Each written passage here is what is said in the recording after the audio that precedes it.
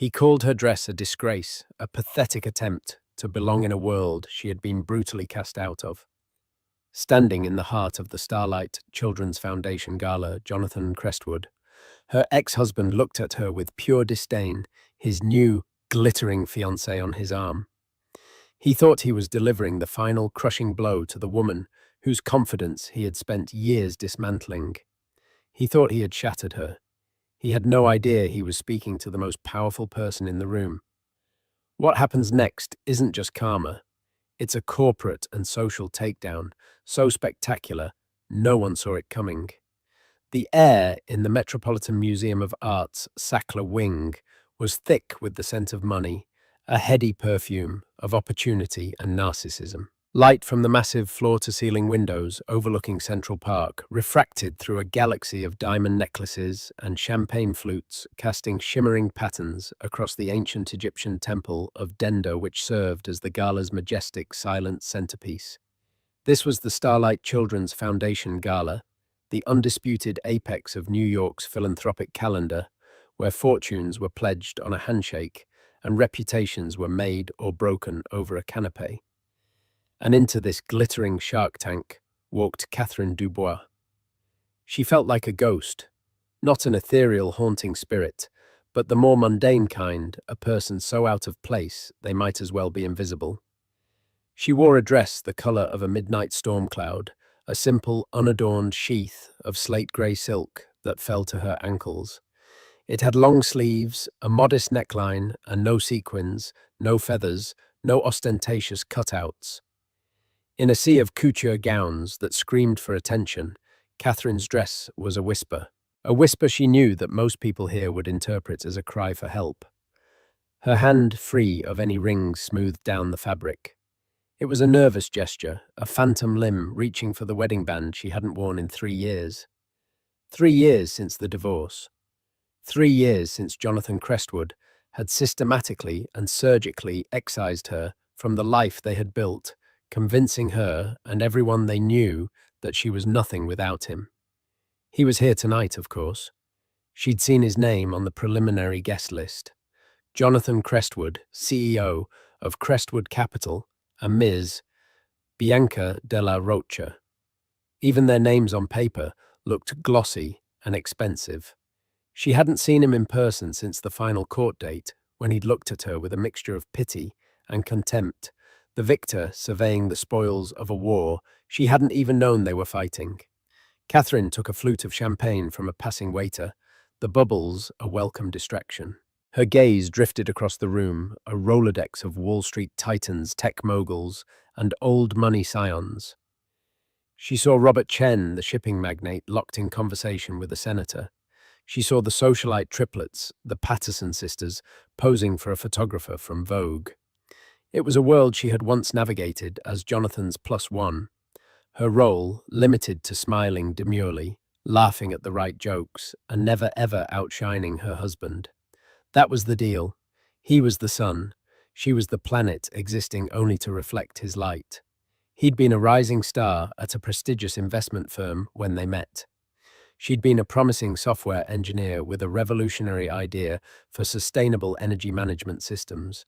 She'd put her project on the back burner to support his career, manage their home, and host the dinner parties that greased the wheels of his ascent. He had absorbed her ideas during late-night talks, repackaging her concepts about market inefficiencies and sustainable futures as his own brilliant insights in the boardroom. When he finally launched his own firm, Crestwood Capital, it was built on a foundation she had unknowingly laid. And when he no longer needed that foundation, he'd discarded her. The divorce had been swift and brutal. His lawyers painted her as an unambitious housewife with no claim to the fortune he'd built. She, exhausted and emotionally hollowed out, had taken the paltry settlement just to be free. "Katherine, my God, is that really you?" The voice, dripping with saccharine surprise, cut through her thoughts. She turned. It was Amelia Sterling, a woman whose entire personality was curated by her husband's stock portfolio. She was flanked by 2 other women from Catherine's old life, their eyes doing a rapid forensic scan of her appearance. "Amelia, hello." Catherine said, her voice even. I almost didn't recognize you, Amelia chirped, her eyes lingering on Catherine's dress. The unspoken addendum hung in the air. You look so plain. It's been ages. What have you been up to? We never see you anywhere. Anywhere meant the Hamptons, Aspen, St. Bart's, and charity luncheons, where the main course was gossip. I've been busy, Catherine replied, offering no details. The women exchanged glances. Well, one of them, Marissa said, it's brave of you to come tonight. All things considered. Brave, the word they use for charity cases and lost causes. Catherine gave a small, tight smile. She knew what they were thinking.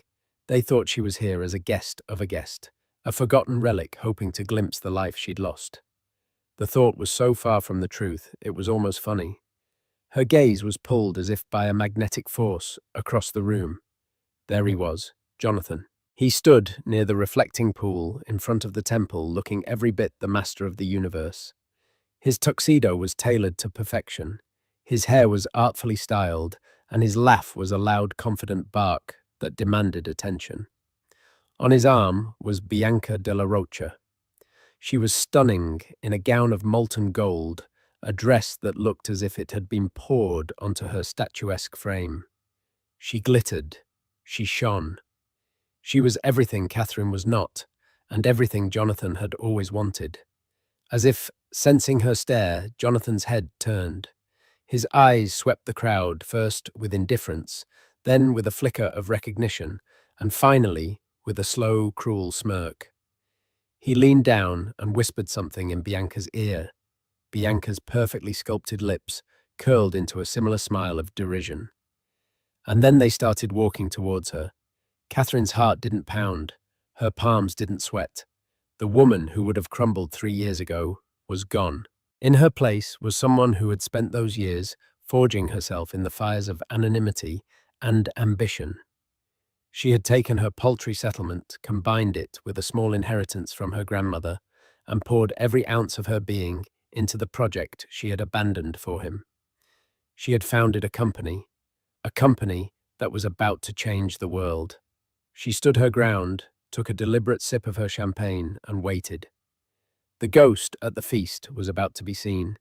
The 10 yards of polished stone floor that separated them felt like a battlefield. As Jonathan and Bianca closed the distance, a small, invisible bubble of silence formed around Catherine. The ambient chatter of the gala seemed to fade, replaced by the thudding of a single defiant drumbeat in her chest. This was the moment she had both dreaded and on some level prepared for since seeing his name on the list. Jonathan stopped a few feet from her, his posture a study in condescending ease. He looked her up and down, his gaze lingering on her simple grey dress with the theatricality of a stage villain. It wasn't a quick glance. It was a slow, deliberate appraisal designed to inventory her every perceived flaw. Well, well, he began, his voice a smooth baritone sneer that she remembered from the worst of their arguments. Catherine, I have to admit I'm surprised to see you here. Bianca, clinging to his arm, let out a delicate tinkling laugh that was perfectly calibrated to mock. Darling. She purred her eyes, not even meeting Catherine's, instead addressing a point somewhere over her shoulder. I think surprised is an understatement. I thought this was a closed event. The implication was clear. You don't belong here. Someone must have made a mistake. Catherine kept her expression neutral, her eyes fixed on Jonathan. It's a fundraiser, Jonathan. It's open to anyone who buys a ticket. She chose her words carefully, a simple statement of fact that refused to engage with their premise. Jonathan's smirk widened. He enjoyed this, she realized. It wasn't enough that he had won. He needed to see her lose again and again. A ticket? Of course. And I'm sure that set you back a pretty penny. Let me guess you sold one of your mother's old brooches. The jab was personal, a cruel reference to the jewellery Catherine's mother had left her pieces she'd been forced to sell early on to make rent after the divorce. He knew exactly which wounds to poke. It's admirable, I suppose. he continued, gesturing vaguely at her, trying to keep up appearances. But honestly, Catherine, you should have saved your money. His eyes went back to her dress, and this time he didn't hold back. That dress, it's a choice. Is that from a vintage shop, or did you make it yourself? I remember your little sewing hobby. Bianca chimed in again, her voice like honey laced with arsenic. It's very minimalist, very sustainable, I'm sure. She looked down at her own glittering gold lame gown. Mine is a custom de la renta. I feel almost guilty wearing it. It could probably fund a small village for a year. She didn't look guilty at all. She looked smug. Every word was a carefully sharpened dart. Vintage, hobby, sustainable. Words they used to mean cheap, amateurish, and poor. They were painting her as a pathetic creature, a little grey mouse scurrying in the corners of their opulent world.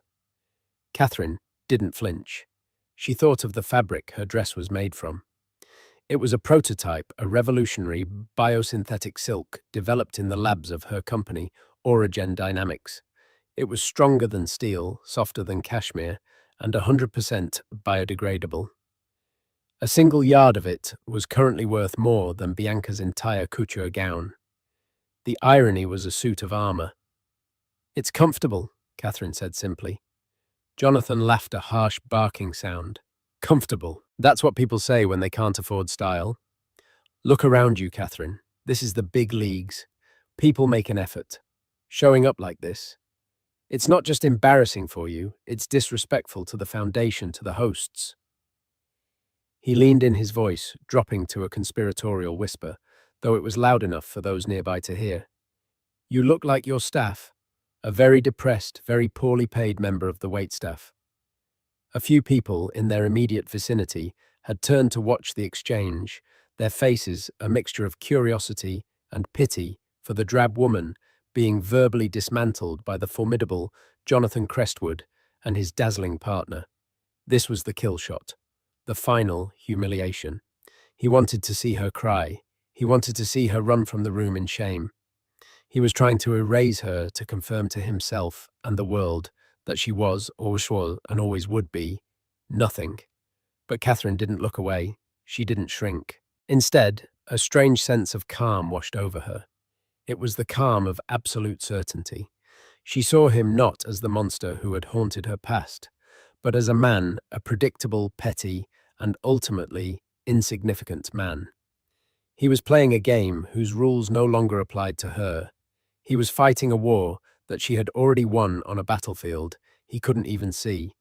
She gave him a small, enigmatic smile. It was the first genuine smile she'd shown all night. It didn't reach her eyes, but it wasn't meant for him.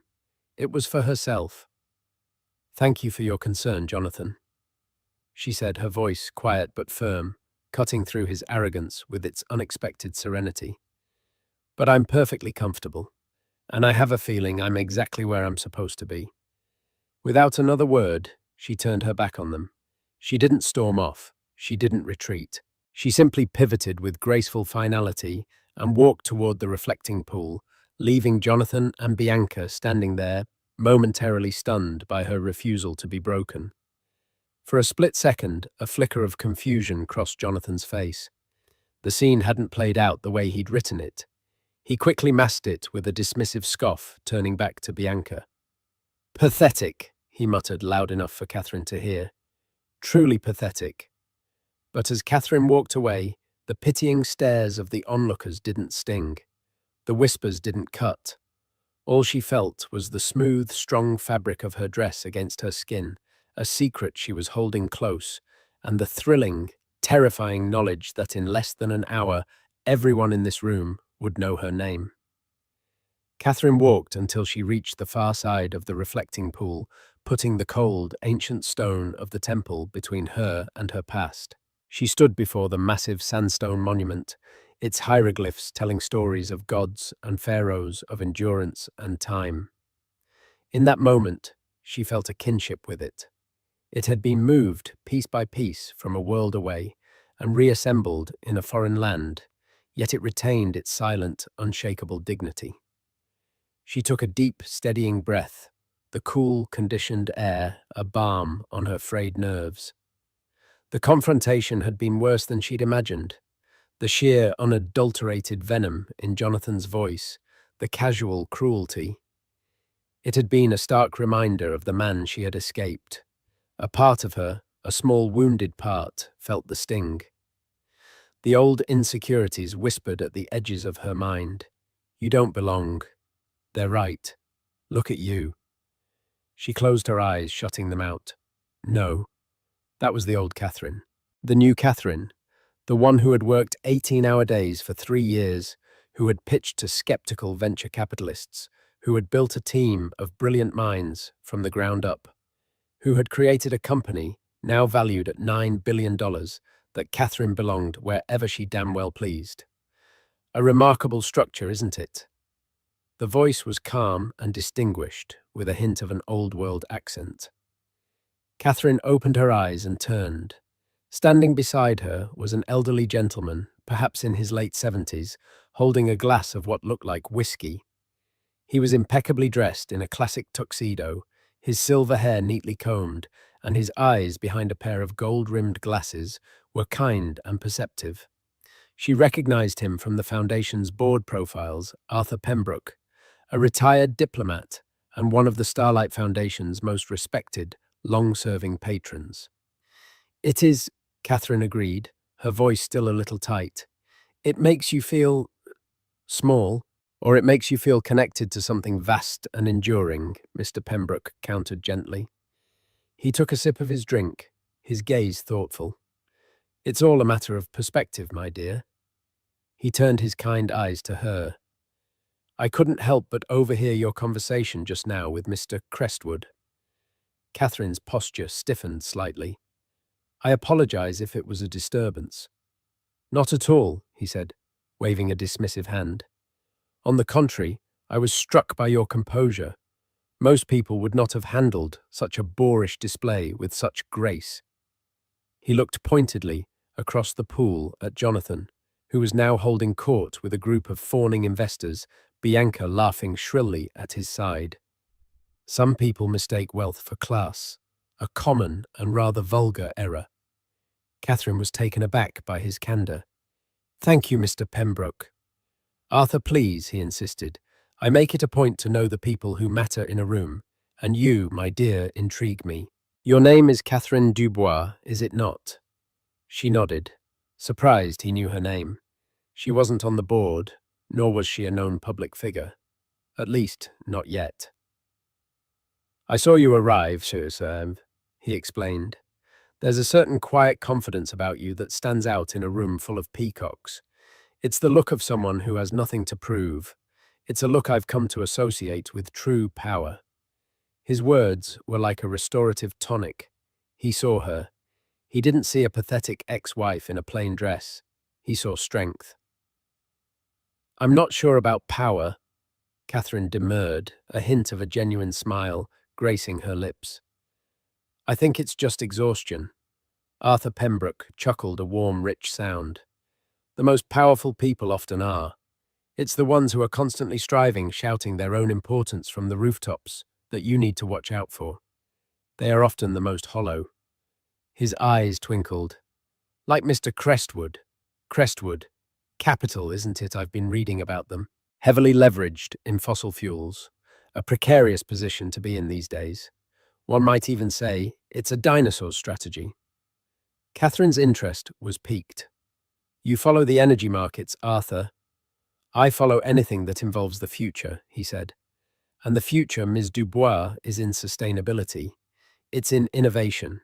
It's in the hands of people who can see beyond the next fiscal quarter.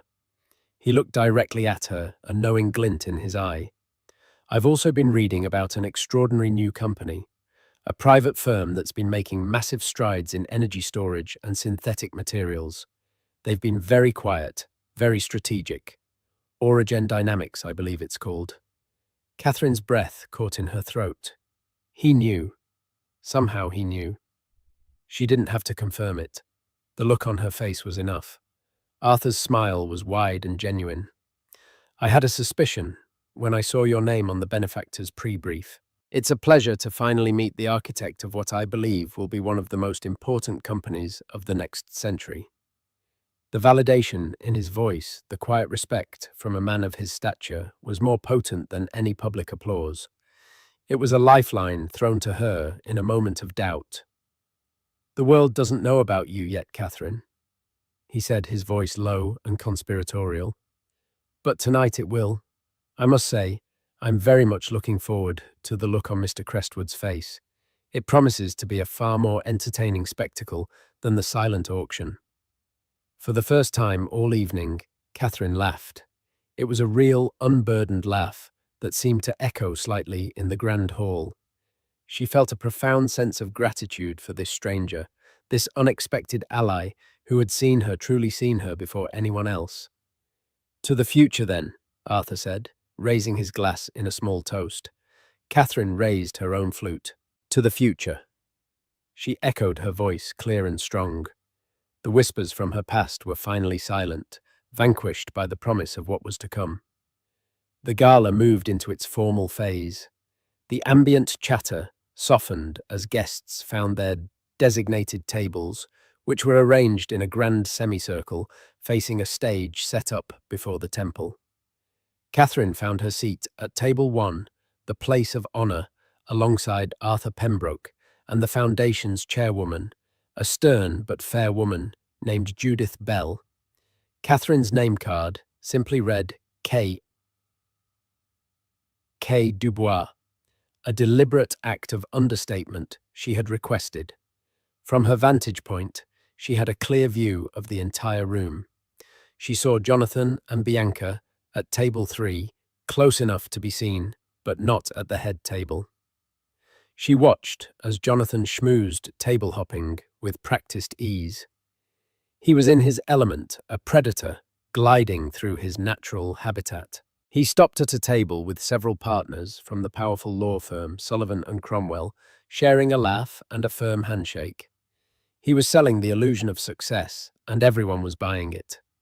Catherine focused on her dinner, a meticulously plated salmon dish, but her mind was elsewhere. She was thinking about Crestwood Capital. Arthur's comment had confirmed her own research.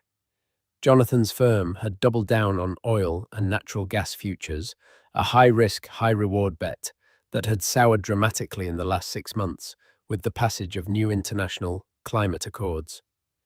The firm was bleeding money. Their investors were getting nervous. Their only path to salvation was a massive pivot toward the green energy sector.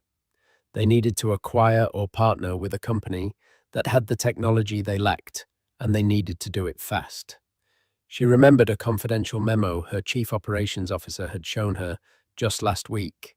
It was an inquiry sent through a third-party acquisition scout, gauging their interest in a potential partnership.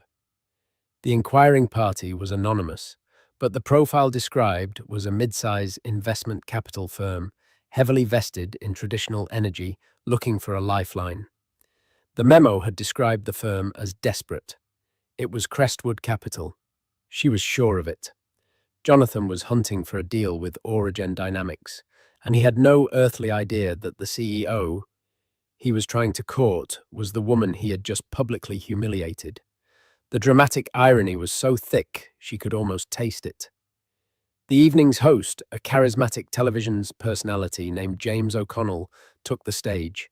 He was charming and witty, guiding the wealthy patrons through a live auction for extravagant prizes, a week on a private island, a custom sports car, a walk-on role in a Hollywood blockbuster. Catherine watched as Jonathan bid aggressively on a Patek Philippe watch, getting into a bidding war with a tech billionaire from Silicon Valley. He was determined to win, to put on a public display of his financial might. He finally secured it for $250,000, raising his paddle with a triumphant flourish as Bianca kissed his cheek. The room applauded. Arthur Pembroke leaned over to Catherine, his voice a low murmur. "All hat and no cattle, as the Texans say. $250,000 for a watch when his company is leveraged to the hilt. It's not confidence, my dear. It's sheer terror." Catherine just nodded, a cool understanding settling in her heart. Jonathan wasn't just arrogant. He was desperate. That desperation had fueled his cruelty towards her. He needed to feel powerful, and the easiest way to do that was to make someone else feel powerless. He had tried to use her as a stepping stone for his fragile ego. The auction concluded, having raised an impressive $7 million for the foundation. James O'Connell returned to the podium, his expression growing more serious. "What an incredible night," he began, his voice resonating through the hall. "That $7 million will provide critical medical care for thousands of children. But tonight, we are on the cusp of something truly historic for the Starlight Foundation." A hush fell over the room. Forks were placed down. Conversations ceased. This was the moment everyone was waiting for. "For the past 6 months," O'Connell continued, "our foundation has been in talks with a benefactor, a single private entity that wishes to make a transformative impact. This benefactor saw the scope of our mission and didn't just want to help, they wanted to revolutionize what we are capable of." Across the room, Katherine could see Jonathan leaning back in his chair, a smug look on his face. He was probably assuming it was one of his colleagues, an old money family like the Rockefellers or a tech giant like Google. He looked relaxed, proprietary, even as if the announcement was part of the grand spectacle he had paid to witness. "Tonight," O'Connell's voice swelled with emotion, "I am honored to announce the largest single donation in the history of the Starlight Children's Foundation. A donation that will not only fully fund our new research hospital, but will also create a permanent endowment to ensure our work continues for generations to come." He paused for dramatic effect, letting the weight of his words sink in. The silence in the room was absolute, a collective holding of breath. Katherine felt her own heart begin to beat faster. The ticking clock had run out. This was it. "This transformative gift," O'Connell declared, his voice booming, "is a one-time grant of $500 million. A tidal wave of gasps and shocked murmurs swept through the audience. $500 million. It was an unfathomable sum, even for this crowd. People were looking around trying to guess the source. Jonathan's smug expression had been replaced by one of genuine astonishment. His head was swiveling, trying to locate the titan in their midst. "This incredible act of philanthropy," O'Connell beamed, "comes from a company that believes, as we do, that the future is our greatest investment. A true visionary in the world of technology and sustainable energy." Katherine saw Jonathan lean forward, his eyes narrowed in concentration. Energy technology. His mind was surely racing through the list of known players: Tesla, First Solar, Ørsted. Katherine took one last deep breath and met Arthur's supportive gaze. He gave her a subtle, encouraging nod. "Ladies and gentlemen," O'Connell announced, his voice ringing with triumph, "please join me in thanking the benefactor of this historic gift, the leader in next-generation green technology, AuraGen Dynamics." The name hung in the air for a moment, an unknown quantity to most people in the room. A polite, slightly confused applause began to ripple through the crowd. Jonathan's face was a mask of utter confusion. AuraGen Dynamics. He'd heard the name. It was the unicorn, the private, untouchable firm his scouts were desperately trying to get a meeting with. But O'Connell wasn't finished. "And AuraGen Dynamics is not just a faceless corporation. It is driven by the vision of one person, the brilliant mind who founded the company, who serves as its CEO, and who is here with us tonight.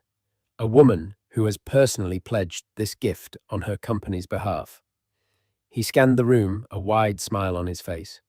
"Ladies and gentlemen, the founder and CEO of AuraGen Dynamics. Please give a huge round of applause to Ms. Katherine Dubois."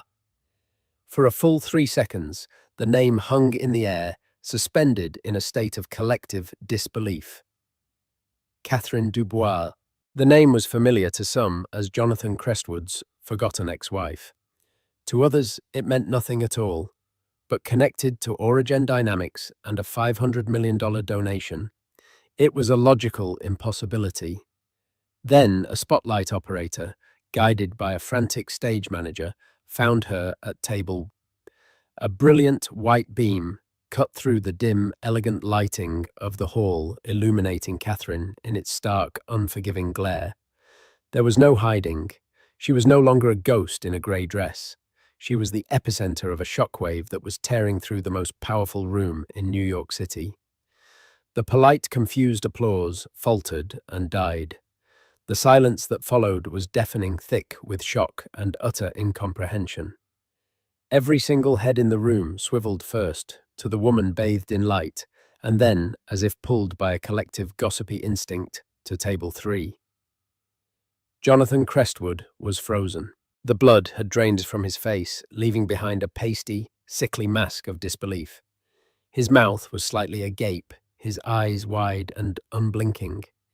He looked like a man who had just seen a ghost, not the invisible one she had felt like earlier, but a vengeful billion-dollar specter from his past. His mind was clearly struggling to connect two irreconcilable facts: the pathetic, dowdy woman he had eviscerated an hour ago, and the philanthropic titan being celebrated on stage. The system crashed.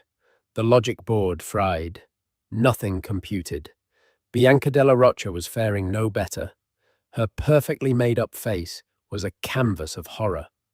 Her jaw, which had been set in a permanent line of smug superiority, had gone slack. The custom della Renta gown suddenly seemed garish, a desperate costume on a woman who had just been rendered utterly irrelevant. Her eyes darted from Catherine to Jonathan, and back again, searching for an explanation that didn't exist. Catherine rose from her seat. Her movements were slow, deliberate, and imbued with a grace no one in the room had ever credited her with possessing. The simple, slate-grey dress, which had been an object of ridicule, now seemed something else entirely. It wasn't plain. It was elegant in its understatement. It wasn't cheap. It was a statement of quiet, unassailable confidence. In the stark white of the spotlight, the fabric seemed to shimmer with an otherworldly luminescence, a subtle hint of the advanced technology woven into its very fibers. Arthur Pembroke and Judith Bell, the Foundation's chairwoman, also stood, leading a new wave of applause. This time, it wasn't polite. It was thunderous. It was the sound of 3 of the world's most cynical people acknowledging they had just witnessed something truly extraordinary. It was the sound of a paradigm shift. As Catherine made her way toward the stage, the short walk felt like a marathon. She passed tables of people she had once known. People who had pitied her, ignored her, written her off. She saw Amelia Sterling, her face a comical picture of shock, her wineglass paused halfway to her lips. She saw the Sullivan and Cromwell partners, their expressions shifting from amusement at Jonathan's expense to sharp calculating interest. They were lawyers. They could smell power, and the scent coming off Katherine Dubois was intoxicating. She did not look at Jonathan as she passed his table, but she could feel his gaze on her, a physical weight of burning humiliation. She could feel his world tilting on its axis, the foundations of his arrogance and self-worth crumbling into dust. She ascended the small set of stairs to the stage and shook James O'Connell's outstretched hand. He looked at her with newfound awe and respect. "Ms. Dubois," he said, his voice low and earnest into the microphone. "On behalf of the Starlight Foundation, I am speechless. Thank you." Catherine walked to the podium. She looked out at the sea of faces, a blur of jewels and tuxedos, and stunned expressions. Her eyes scanned the room until they found him, just for a second. She met Jonathan's gaze across the crowded hall. In his eyes she saw it all, the shock, the rage, the dawning horrific understanding of his own colossal misjudgment. He had not only mocked the woman he divorced, he had insulted the CEO of the company he was desperately trying to partner with to save his own. He had ridiculed the dress of the billionaire who had just become the most celebrated philanthropist in the city. She broke eye contact, turning her attention back to the room at large. She was done with him. He was a footnote in her story now. She took a breath, her hands resting lightly on the sides of the lectern. The room was utterly silent, waiting for her to speak. The ghost was about to find her voice. "Good evening." Catherine began, her voice calm and clear, amplified by the microphone to fill every corner of the vast hall. There was no tremor of nervousness, no hint of triumph. There was only a quiet, resolute authority. 3 years ago, she said, letting the words hang in the air, I found myself with an unexpected gift, the gift of a blank slate, a chance to start over. It was terrifying, but it was also freeing. It gave me the space to return to an idea I had set aside long ago, an idea born from a simple belief that the most powerful innovations are those that create a sustainable and equitable future for everyone. She didn't need to say what prompted this gift. Everyone in the room who knew her story could fill in the blanks. Jonathan squirmed in his seat, the indirect reference, a spotlight far hotter than the one on stage. That belief is what led to the creation of AuraGen Dynamics. She continued, her tone becoming more passionate, more animated. My team and I, a group of the most brilliant and dedicated minds I have ever met, have spent every waking hour since then developing technologies we believe will fundamentally change our relationship with energy.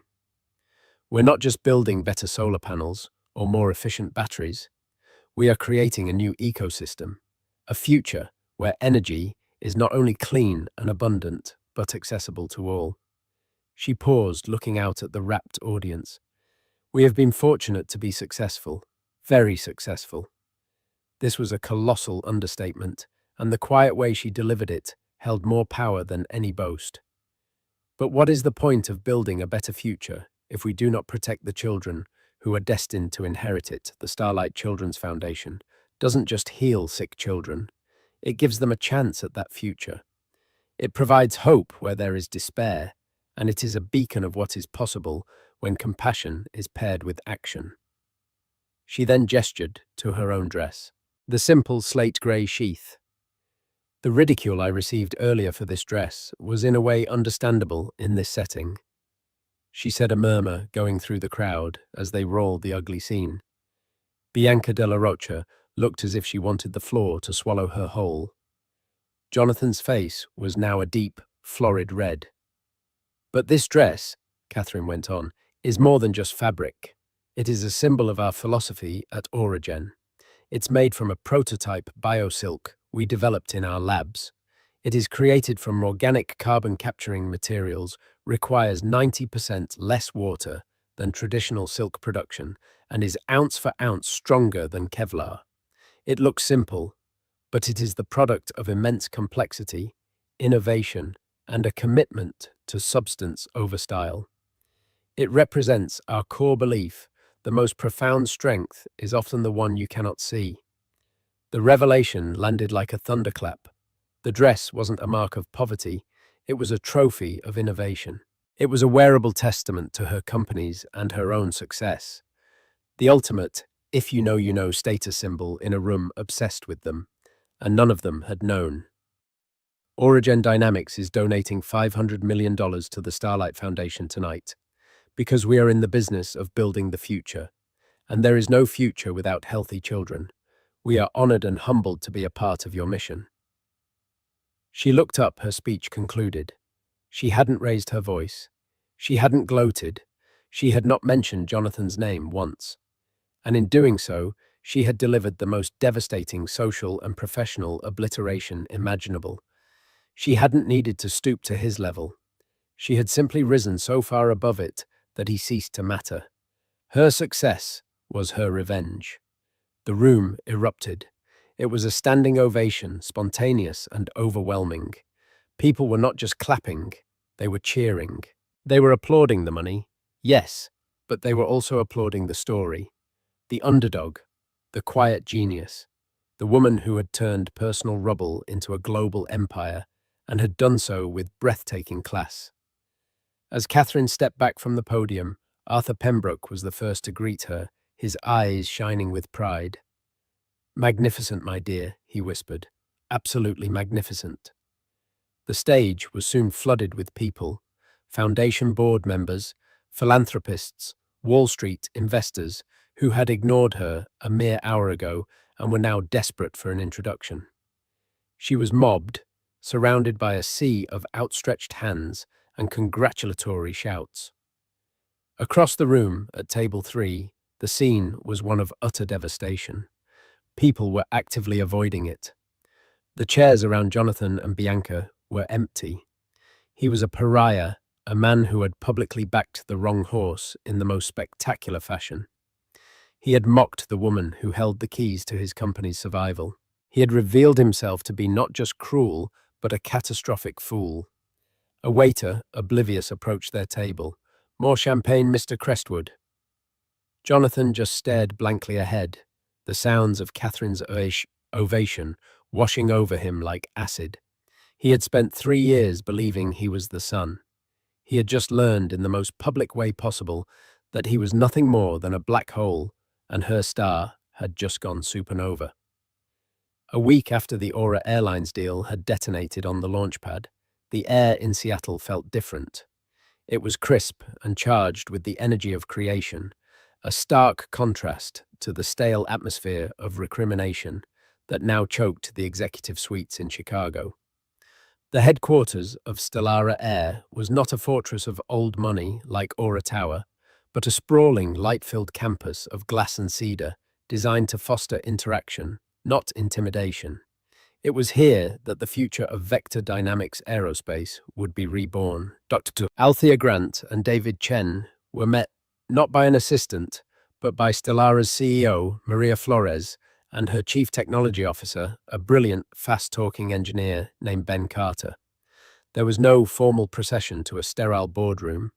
Instead, they were led to a top-floor innovation lounge, a dynamic space with modular furniture, interactive smart walls, and a stunning panoramic view of Puget Sound. "Dr. Grant, it's an honor," Maria said, her handshake firm and her eyes conveying a respect that was immediate and genuine. "Ben and I have been following your work since your postdoc at MIT. Your thesis on quantum data arrays literally changed the way our R&D division approached predictive modeling." Ben Carter jumped in, his enthusiasm barely contained. "The elegance of the Odyssey system's architecture, Doctor. The way you parallel process the atmospheric and fleet-wide logistical data is nothing short of revolutionary. We have 1,000 questions. How did you solve the latency issue with transoceanic data relays? Is the core A adaptable for ground crew optimization?" For the next hour, there was no talk of contracts, indemnification clauses, or market share. It was a high-level, passionate exchange of ideas between peers. Althea, who had been forced to defend her very presence on an Aura flight, was now being celebrated for her mind. She stood at one of the smart walls, sketching out complex data pipelines, explaining the nuances of the machine learning algorithms. She didn't just answer their questions, she expanded upon them, articulating a vision that went far beyond the current scope of Odyssey. "The system as it stands is designed to optimize flight." Althea explained, her marker flying across the digital screen. "But the core principles, predictive analysis, systemic integrity checks, can be applied to the entire operational chain. Imagine predictive maintenance scheduling based on real-time engine performance data or dynamic gate assignments calculated an hour before landing to minimize taxi time across the entire airport. This isn't just about saving fuel in the air, it's about building a perfectly efficient, holistic system from the moment a passenger books a ticket to the moment they retrieve their bag." Maria and Ben exchanged a look of pure excitement. This was a level of vision Robert Caldwell could never have comprehended. Maria shared a brief, knowing smile with Althea. "You know, when I was first starting out as an aerospace engineer, a senior manager told me I should switch to marketing because it was more suited to my temperament. I see a fire in you, Doctor, that I recognize well. It's the fire of someone who has had to be twice as good just to be seen as equal. We don't just want your technology, we want that fire here at Stellara." The deal they struck that afternoon was unprecedented. Not only did Stellara commit to the $150 million Odyssey integration, but they enthusiastically embraced Althea's broader vision. They announced an additional $50 million investment to co-found and build the Stellara VDA Skylab, a dedicated research and innovation hub that Althea herself would lead. Later that day, as they walked across the campus toward the auditorium for the press conference, David Chen shook his head in wonder. "I've known Bob Caldwell for 10 years, Althea," he said, his voice laced with a newfound contempt. "I never thought he was a genius, but I never imagined he was a fool of such historic proportions. He had the future in his hands and let it slip away because he couldn't see past the color of your skin." "I've been thinking about that," Althea said, her gaze distant. "About how this became so public. I never wanted to be a #David. The attention is unsettling, but it's also a platform. If people are going to talk about this, they should be talking about the right things. Not just about me or one airline, but about the bigger principle." The press conference was packed. This was no longer just an aviation industry story. It was a major national news event. Reporters from tech journals, financial papers, and network news were all present, their cameras forming a wall of flashing lights. Maria Flores delivered a powerful opening statement about innovation integrity and partnership, her words a masterclass in strategic messaging. Then came the Q&A, and the questions were sharp. The first was the inevitable pointed query about her message for Caldwell and Brenda. Althea answered with the same grace and dignity she had shown all along, steering the conversation toward principle, not personality. Then a tech reporter stood up. "Dr. Grant, beyond the Odyssey system, what does this new partnership with Stellara enable?" Here, Althea's face lit up with genuine passion. "It enables us to ask, what's next? The Skylab isn't just about refining what we've already built. It's about pioneering the next frontier, fully autonomous ground logistics, AI-driven safety protocols that can predict component fatigue before it happens, building a truly sustainable model for air travel. It's about moving from reactive problem-solving to a future of predictive perfection." Finally, a reporter from a major news network raised her hand. "Dr. Grant, this incident has sparked a national conversation about race and respect, particularly in service industries. Do you feel a responsibility to be a voice in that conversation?" Althea took a deep breath, stepping closer to the microphone.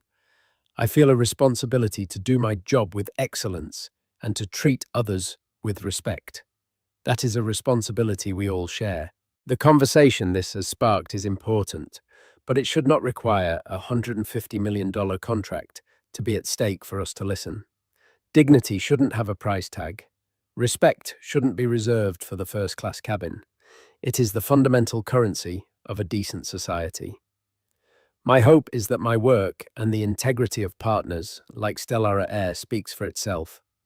And I hope it encourages a world where everyone's worth is recognized on site, no boarding pass required."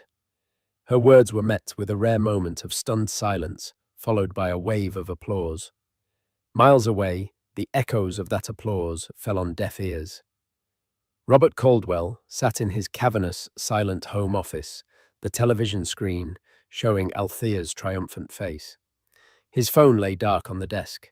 He'd spent the day calling old business school classmates and corporate contacts, fishing for opportunities. The responses were all variations of the same polite dismissal. "It's a tough market right now, Bob," or "let me see who I know and get back to you," the corporate world's equivalent of a permanent goodbye. He was no longer a player. He was a cautionary tale and untouchable.